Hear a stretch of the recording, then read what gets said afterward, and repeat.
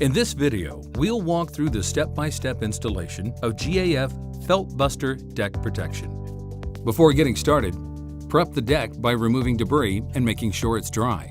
Remove and replace any damaged decking. When re-roofing, always check for proper underdeck moisture control and ventilation, and address any potential for moisture buildup or condensation. At eaves, hips, and valleys, install deck protection after installing the leak barrier. At rakes and roof penetrations, install deck protection first, then install the leak barrier. When not using leak barrier at the rake, install deck protection before the drip edge to help prevent damage to the structure.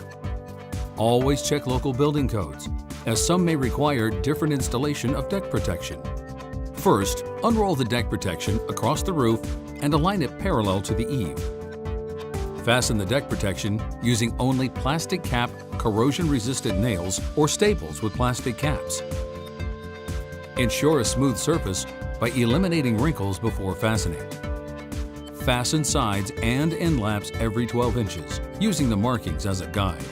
Next, fasten the middle with 2 staggered rows of fasteners spaced 24 inches apart, again using the markings as a guide. Double this pattern in high wind areas. The slope of the roof will determine the amount of overlap you need for additional courses of deck protection. For roofs with a 4-on-12 slope or more, overlap the preceding courses by 3 inches at the top and bottom.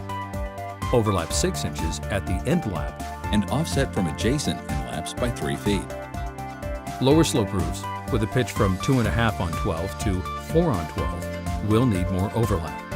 Overlap a full 25.5 inches over the underlying course and continue up the roof using a 22.5-inch exposure.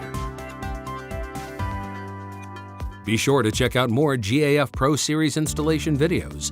Good luck with your roofing project.